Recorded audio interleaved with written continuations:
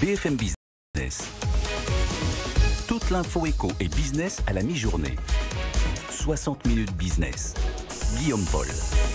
Il est midi 20, on est de retour dans 60 minutes business sur BFM Business. Je vous rappelle, midi et demi, BFM Business avec vous. On répond à vos questions, on vous donne la parole, vous qui recrutez. C'est Lorraine Goumeau qui nous rejoindra bien sûr pour notre demi-heure quotidienne. D'abord, on va parler patrimoine aujourd'hui. Vous savez que c'est la journée spéciale patrimoine et placement sur BFM Business. Vous avez suivi ça déjà avec Cédric Decoeur entre 10h et midi. Cédric revient pour une émission spéciale tout à l'heure à 13h, 13h à 14h en direct sur BFM Business et puis BFM Bourse dans la foulée bien sûr avec Guillaume Sobrer. On va parler un petit peu de patrimoine et de votre épargne parce que ce sont des chiffres absolument incroyables que nous a donné la Banque de France il y a de ça quelques heures. On va en parler au téléphone avec Philippe Crevel qui est avec nous, directeur du Cercle de l'épargne. Bonjour Philippe. Bonjour. Merci beaucoup d'être avec nous quelques minutes sur BFM Business. Vous, je ne sais pas, moi je suis un peu tombé de l'armoire quand j'ai vu ce chiffre que nous a donné la Banque de France qui nous dit que entre cette année et l'année prochaine, Philippe, ce sont près de 200 milliards d'euros que les Français pourraient épargner. Est-ce que ce chiffre déjà vous impressionne et vous étonne, Philippe, vous personnellement? Il est assez logique ce chiffre. En temps normal, sans crise sanitaire, les Français épargnent autour de 130 milliards d'euros. Là, on a eu un événement exceptionnel, 3 mois de confinement, oui. Donc on n'a pas pu consommer et les Français en fait ont mis de côté plus de 70 milliards d'euros en plus des 130, c'est pour ça qu'on arrive à ce chiffre de 200 milliards qui est historique, mais comme l'est la situation.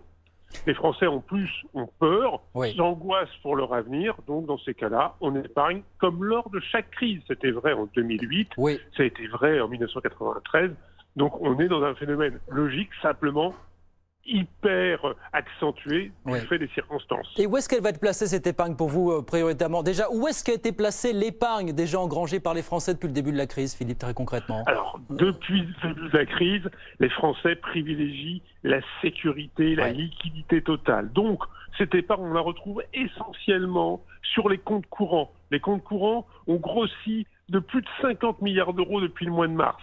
C'est énorme. Les comptes courants, il y a 450 milliards d'euros qui dorment, comme on dit, ou qui sont sur les comptes courants. Et puis, le deuxième grand produit d'accueil de cette épargne dite Covid, ce sont les livrets A, ce sont les livrets de développement durable et également les livrets bancaires. Donc c'est vrai que ce n'est pas forcément une épargne qui s'est investie sur le long terme, sur les actions, même si il y a quand même des Français qui ont décidé de faire des bonnes affaires au mois de mars-avril sur les marchés actions, il faut le souligner. C'est vrai qu'il y a des Français, des néophytes qui sont venus sur les marchés en bourse depuis le début de cette crise. Philippe, il faut le rappeler, ça aussi, c'est vrai, c'est une réalité malgré tout. Il y a eu à peu près 150 000 néophytes qui ont profité des bonnes occasions sur les marchés. Et à la différence des crises précédentes, de 2012 ou de 2008, il n'y a pas eu de sortie massive de ce qu'on appelle les petits actionnaires. Les actionnaires français sont restés zen et ont maintenu leur portefeuille. Et ça, c'est un changement de comportement. Et ils ont bien fait parce qu'on a vu que les cours actions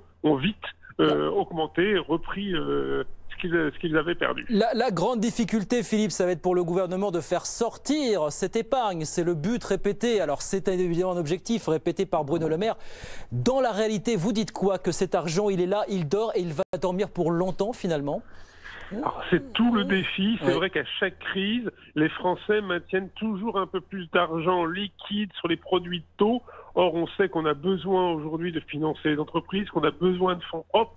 C'est pas donc une nouveauté. En 1978, un dénommé René Monory avait déjà cet objectif et avait fait les fameuses SICAV Monory. Le gouvernement, avant même la crise sanitaire, souhaitait que les Français réorientent leur épargne. C'était la fameuse loi Pacte et notamment la création du plan d'épargne retraite. Donc 40 ans plus tard, on est toujours dans le même débat finalement, Philippe. Comment flécher cette épargne finalement? On n'a toujours pas les outils adéquats pour ça. Alors, sauf que maintenant, le Français, l'épargnant, qui veut du rendement, il ne peut plus tellement se reposer sur les fonds euros de l'assurance vie. On va dire que les années 90-2000, c'était des années donc extraordinaire pour l'assurance vie en fonds euros parce qu'il y avait du rendement, on était à 4%, 5%, 6%.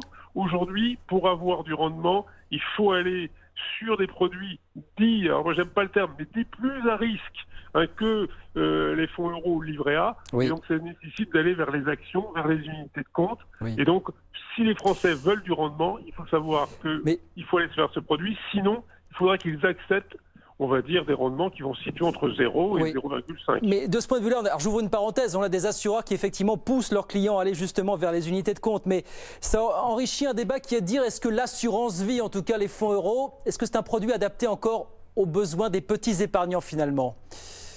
Je pense qu'il ne faut pas condamner les fonds euros. Les fonds euros offrent une garantie, cette fameuse garantie de capital, qui, pour les épargnants, est quelque chose qui leur tient à cœur. Simplement, il faut être conscient que quand il y a des taux d'intérêt qui sont négatifs, on ne peut pas offrir du rendement. Et que la garantie en capital, c'est un service. Et que ce service peut demander des contreparties financières. En revanche, si on veut évidemment avoir un peu plus de valorisation, il faut accepter d'aller soit sur les marchés actions, soit sur les unités de compte.